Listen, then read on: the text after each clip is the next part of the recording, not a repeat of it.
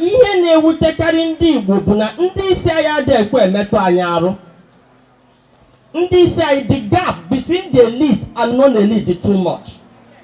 Ndị ọzọ dị iche iche ndị isi ha na-emetụ ha ahụ, mana ndị isi anyị adịghị emetụ anyị ahụ. Ọsị mba, ọ ka abịa ọgbakọ anyị mana enwere ihe ọzọ ji anụ. Ayụyọ m na ya bụ biko ka ndị isi anyị na-ete anyị ahụ na mkpagbu ndị Igbo na-enwe ọ karịrị akarị. Ka m na-achịakwa anyị ihe anyị ji wee gbakọ ebe a. Ihe anyị ji wee gbakọ ebe a bụ asụsụ Igbo na-akwado ịla ala. Ihe anyị na-aghọtaghị bụ asụsụ anyị bụ anyị bụ asụsụ anyị. A na-ekwu na asụsụ Igbo ga-ala enwe onye mini ya na-akpa nkata ofu onye gbanyere agbanye n'ala Igbo. Asị m wee na-enwere ifeome na ọ nagodo na asụsụ bụ just for communication. Anyị nwere ike na-asụ oyibo. Nsị ya mba, asụsụ abụọ for communication. Kịta a na-asị na Igbo language na-aga into extinction. O fuzie ọ bụrụzie na ndị Igbo agago into extinction. Ya bụ ife anyị na-amarọ na Igbo language fuo anyị efugo. Ka nkọwasịa ya ọfụma. Agbụrụ anyị kịta pụsịa. Agbụrụ na-eso anyị ama nsụ Igbo. Ka mmadụ dịka ụmụ anyị na-amụ na Lagos a. Ọtụtụ n'ime ha amara ebe fasi. Ọtụtụ n'ime ha amara afọ obodo ha. Ọtụtụ n'ime ha ada asụ Igbo. Unu na-anya n'ofu na Nigeria is divided along ethnic lines. Enwere ihe a na-akpọ quota system. And etu a ka esi eke oke Nigeria nwe. Iro na Ministry of Works enwere ndị Igbo na ga-ewe n'ọrụ. Iro na ndị amị enwere ndị Igbo na ga-ewe n'ọrụ. Ajụjụ m na-ajụ bụ ụmụaka anyị na-amụzi ebe a. After our generation and generation na-eso anyị, ndị nke ahụ ọ bụrụ na enweghị ihe anyị mere kịta iji fụ na asụsụ anyị alahụ, ha nwere ike ha ama mma na ha bụ ndị Igbo, ha ama mma ebe ha si. Ka nkọwa ọfụma dịka ụmụ m etoo na ha erugo ogo ịlụ nwaanyị. Ọtụtụ na-anụ ha ada asụ. 90% ụmụaka anyị na-amụ na Lagos a ada asụ Igbo. 50% ada anụ ha ada asụ. About 40% na-anụ ha ada asụ. Ha mụte nwa ụmụ ha ama nnụda anụ ka ha ji asụ asụ. And ihe ga na-emezi bụ na ọtụtụ n'ime ha ga-ebido otu etuwe egwu n'ihi na enwe ha ebe ha si kwụsịtị dị na-agụ ụmụ ha ahụ Igbo na-agụzi ahụ oyibo. Ha bịata egwubu ụmụ ha ahụ oyibo, you can't even trace them. Enweghị ike ịkọwa nwụsị ndị a bụ ebe a ka ha si, ndị a abụghị ebe a ka ha si. So ihe ga-emezi ụmụaka bụ dịka ndị amụrụ n'obodo a, ndị obodo a ma ndị bụ ndị befa, ndị obodo a ma ndị bụ ndị obodo ha. A na-ewe ihe dịka ọrụ, ebee ka ụmụaka nọzi, ka ezi ka ha ga-esi nweta ọrụ. Ya ka o ji dị mkpa na anyị ga-eme ihe ọbụla anyị nwere ike ịfụ na ụmụ anyị na-asụ asụsụ anyị. Ya ka anyị ji wee rụọ onwe anyị ụka tụlee sị na sọsọ ụzọ anyị nwere ike isi gbochie nke a bụ imepesi ngalaba dị iche iche ebe a ga na-amụgosi ụmụ anyị ka eji asụ Igbo. Site na nke a, anyị ga-ebenata asụsụ anyị ịlanụ. Ụmụ nwaanyị anyị agbalịala otego anyị lụbara ọgụ a, na-akpọzi oku, na-ayọ ọhaneze ka onye ọbụla gbata nye aka ịfụ na nke a mere. Anyị ama mmenwu nke a ọ bụrụ na anyị afụghị ndị enyemaka n'ihe dịka ego. Enweghị ihe ọbụla a na-eme kịta na-abụghị ego ka eji eme ya. For instance, anyị si na anyị mesịa ihe anyị na-eme kịta, anyị ga-ebido nwee town hall meetings, different local governments. After the town hall meeting, to create awareness, ịkọwara ndị be anyị ihe anyị na-eme. Ndị ga na-arụ ọrụ a ga-enye ide enyemaka dị iche iche dịka ihe dịka ụgbọala ha ga-eji na-agbagharị, na ndị a ga na-enyekwa ego. Anyị enwetago ọtụtụ ndị nkụzi nwere ike inyere anyị aka n'ịkụzi nkụzi dị etu a.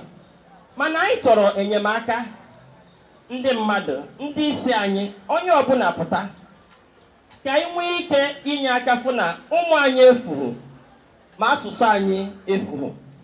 Ọzọ dịka ibe ya bụ akụrụ na a na-ekwu okwu ya, industrializing Southeast.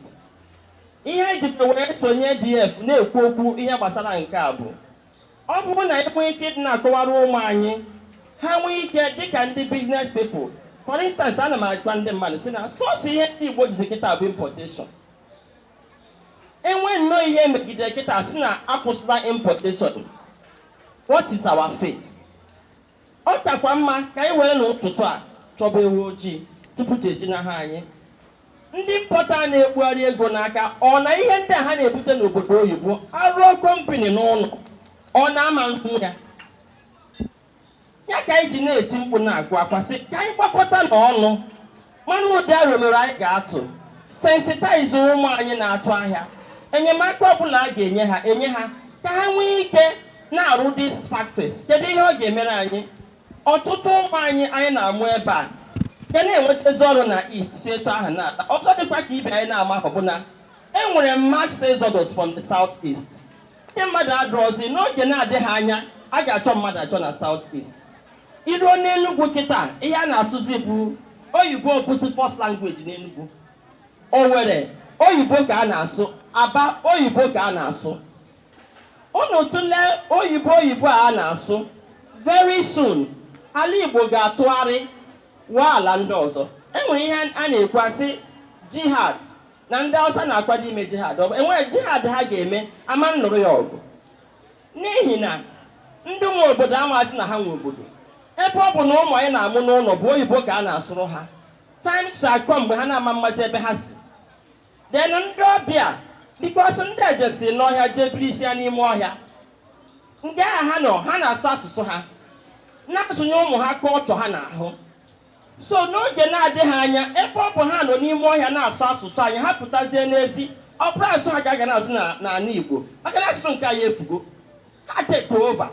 Number one, anyị ka na-apụkwa, ndị mmadụ ka na-apụkwa, ndị na-eji obodo ndị amụ na Lagos a na-emuvụta obodo oyibo ka ezi ndị ga-anọ n'ụlọ. Ihe a bụ arithmetic anyị na-enerube ha anya fụ ka ihe a si na-aga. Anyị dị ka ndị ekwere ọnya anyị jos na-aga nnọọ ihe a na-achọ ụbụ ego. Onye ọbụla ịkpara aka n'ọnụ ego na-efu efu mana obodo arụrụ arụ adị efu efu.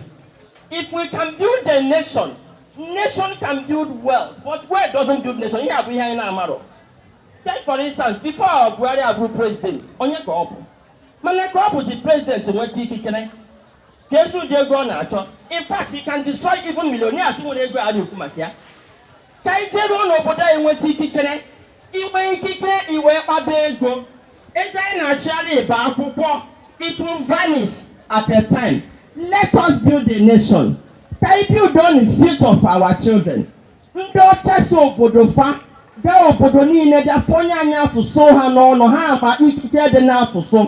Inweta mmadụ were asụsụ gị onye ahụ n'ọnụ onye ahụ awụrụ ụzọ mbi ị na-akọntrol onye ahụ because ihe ọbụla ị na-eme ka onye ahụ ga na-elere anya na-eme. Ihe m na-ayọ bụ ka anyị put on Igbo language in the map of the world.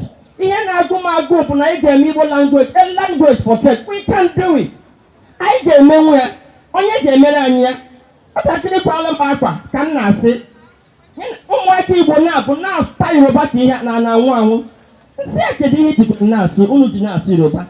Ọ sị m ya da ala kedu isi Igbo ka m gwazi unu eziokwu. Oge ụfọdụ enwe ebe mma na isi Igbo na-atụ m egwu. Ọ dịdị ka asụsụ Igbo na-asụsụ oyi ọ na-atọzi ụtọ nke bụ na ndị be anyị anaghịkere ịsụ asụsụ ndị ọzọ karịa be anyị na-asụ ya with pride. Mana nke a dịka ọ na-eme ha ifele. Ebe anyị ga-agụ ihe nwoke na-ere ihe bụ onye Igbo onye obodo agbata ọ na-asụrụ ya obodo ha ọrụzie na nke anyị nwa bụ ndị Igbo na-asụrụ anyị oyibo.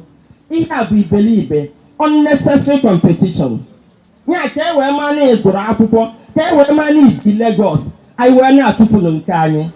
Ụmụ nwaanyị ana m ekene ụlọ. Ihe m ji wee kpọkọgwa ụmụ nwaanyị bụ na dịka ode akwụkwọ anyị si wee kwuo ọnọdụ anyị nọkịta abụ ọnọdụ ụmụ nwaanyị Igbo na-anọ. Dịka Iyom si wee kwuo ụmụ nwaanyị Igbo dị ime ụlọ dịka m pere mpe apụtata m ka nne m na nna m si bie ndụ. Sọsọ n'ala Igbo tupu ndị ọcha abịa bụ ndị nwe demokrasi dị very strong. Sọsọ n'ala Igbo ife ihe na-ekwu feminism enwe ihe dịka ya because anyị nwere equal right to our male food. N'ala Igbo ekele ya eke ọrụ ekeli ya eke ụnụ ọma n'ala Igbo nwaanyị nwekọta right nke bụ na ọnwụọ na be dị ebunata ya be nna ya nie ya. That is how much right we have. Ndị ọcha bịazie wee fụ how strong and intelligent ụmụ nwaanyị Igbo dị wee were nwayọọ pịtụọ anyị asị edebere anyị n'okpuru ụmụ nwoke. Enwere ife dịka because ihe na-achị ndị Igbo our laws enwere the law of the land na-guide both the men and the women. Onye agafekwala ụzọ nwaanyị nọ na di enweghị ihe ị ga-emasị gị nwaanyị nọ na di adịghị eme ụdị ha. Nwaanyị ihe ị ga-emasị nwoke ji nwaanyị adịghị eme ụdị ha. That is the law of the land. All that law of the land ka anyị chọrọ resurrect. Na-ayọ ka ụmụ nwoke anyị nyere anyị aka ka ndị nna anyị dị ka ịyọm anyị ga-emekwute gị ka unu nyere anyị aka. Anyị chọrọ iwetịata ọnọdụ ndị Igbo na ọnọdụ ụmụ nwaanyị. Unu ọma ihe ala Igbo ji dị etu a ụmụ nwaanyị lakpu alakpu. Anyị n'ike kịta Igbo adị mma. Ọkwa anyị gbasa ebe a kịta na-ekwu okwu imepe ụlọ akwụkwọ ebe a na-asụ Igbo. Ọnụ ụmụ nwoke anyị amaghị na-asụsụ Igbo na ana ana. Ọna ha nọrọ ya uwe na-ayị ụnụ o tinye hapụ m ka m kwuo okwu. Uwe na-ayị ụnụ si ụnụ litenụ ụjọ atụla ụnụ. Ihe ahụ my chairman ọ nọ na Aswani. Mị na ha emegide n'ihe ebe a na-emegbusi ụmụazị na Aswani asị na m awaka anya ọ bụrụ ịwanye ọrụ m as a woman as a mother ka m na-arụ. Ụnụ ọ na-anụ ya ụjọ atụla ụnụ litenụ sọọsọ ihe nna ya ụnụ bụ nwaanyị ọbụla nọdụ n'okpuru di ya kwanyere dị ya ugwu. Kwanyere dị ya ugwu. Ịkwanyere dị gị ugwu onye aka kpalie obi. Ihe ọsọ gị kpata ego ịgbagawara dị gị destroy ya gị. Onutuo gị ịkpata ego debe ya zi ya kedu ihe a ga-eji ego ame ọ ka esi eme ya na mbụ. Na mbụ bụ nwaanyị kpagide ego kpasịa tupu di ya emepe ọnụ kwuo n'ịchọ wepụta dị mọna ewe n'Igbo mkpa. Ọnụ na amarọ ayịyọ m na ayị ụnụ bụ ihe western life a enwere ụlọ ọba ka anyị developụ n'obodo anyị n'asụsụ nke anyị because ọba asụsụ abụ ihe jikọrọ anyị it is what unites us. Ịnọ nkịta gị na onye Igbo ibe gị na-asụ oyibo enwe ụdị mkpadebe ụdị mmekọ ụdị ịfụnanya na-eso asụsụ Igbo na-abịa wee na-ayọ onye ọbụla bikonu nyere na ya aka. I need financial assistance ka m gwazi ụlọ ezo ike agwụgwọ m ji spend ego. Ike agwụgwọ m ji atụnye ego m ọsọ m n'ọchọchịkwa ka Igbo nwụọ anyị ahapụ ya ọnwụọ. Ofu onye ada n'ọgụ ụmụ nwaanyị ọkụ ya uwe na-ayị ụnụ jisi ike onye la ya kara ibie ka anyị n'ite ebumnuche m bụ ụmụ nwaanyị niile all the Igbo groups we unite ka anyị bịakọọ n'ọnụ. Ụmụ nwaanyị buru agha aba riot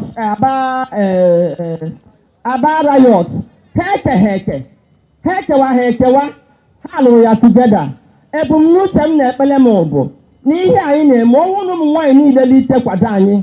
Ana m agwụ na ihe m nyere anyị in this target bụ 5 years anyị afụ changes both na asụsụ anyị both na industrializing Southeast. Onye bụ ebumnuche m. Enwere ihe m gwara onwe m enwere m estate ya in Lagos. Ana business ha kpatara m ego nke kata enwere ihe m na mmadụ ma onye m na-emekọ business m wetakwala ego oruo mgbe a ga-eke ọjụwa m how can you come from Igbo land to drag land in Lagos nsị ya mbọsị a ka m chere echiche na akpụ ụra ụnụ ọfụrụ ihe anyị na-alụkọta everywhere anaghị ya n'anya ụmụ anyị. Ọ bụ na ụnụ amaghị ọ na-amalị ụnụ na-eko ga alụ ụlọ na Banana Island ndị ọzọ ka ụnụ na-alụ n'obodo ha ka anyị lajelụọ nke anyị wee were iwe laa Enugu jetọbanị onye na-anọ n'Enugu kịta today ana m awụ ọtụ na real estate n'Enugu ka m nacha ebe nna m enwere ebe isi. Ndị Igbo ka anyị nacha na enwere ebe isi a na-akụ ụlọ ọrụ n'otu ọhịa pụta. You have the brains, you have the money. A na-akparị ụnụ na ụnụ na-eme ngịrị ụnụ na-eme ọgaranya ka anyị lee n'ụba anyị taba afọ dị na ya. Obodo ndị ọzọ tara afọ wee dozie ebe fa ka a lajeta afọ one by one. Enugu Road we can contribute money and do this. From 50 kobo Mbakwe to Ero Imo State International Airport. Can we a plan? We can do it. Ofonya gave 100 million made birthday. Like I was a ban it. I will program. And when I go birthday, Robo. Ndi bade mebo Achebi party. I am not in the party name. Iga oloka wole ba kita nda kporo maka na ha afọ na akwụkwọ luncheon onye ọbụla agba mana ọhụrụ birthday mmadụ ewepụta 115 million were ya n'eko ebe nsogbu dị iruo n'ụlọ akwụkwọ dị iche iche ụmụ anyị bịa kama ha ga-aga rụọ hostel ihe eji mara ndị Igbo donate ara ụmụ akwụkwọ eje rụọ ya na-ere ntị high price ụmụ anyị na-agbazi akwụna ka e wee jee akwụkwọ ihe a bụrụ awa nature ihe a bụ ọnọdụ gbanwere anyị na-agwa ụmụ nwaanyị litezienụ ebe ọ bụ na ụmụ nwoke ama mmiri ya ka anyị mezienụ ya lite na ụzọ atụrụ ụnụ ka anyị kwụrụtịm a ga-ebukwa anyị agha o ọ ga-enye anyị nsogbu mana ana m agwa ụnụ anyị were ụda at a time okwu anyị ga-eji ọ na-ekwuru anyị alụọ ya n'ọgụ and enwere ike alụọ ya n'ọgụ anyị ama mmeri ya nna ya onye ọbụla biko kwado na anyị ka anyị mara ihe anyị ga-eme ebe m kwụsịrị ya kịta bụ ka anyị lazie dozie n'ụba anyị ndị anyị nọ be ha asa anyị lazie a na-akọzi anyị ọ na-enwetụkwala ebe anyị si ka anyị laa nụ ekele m unu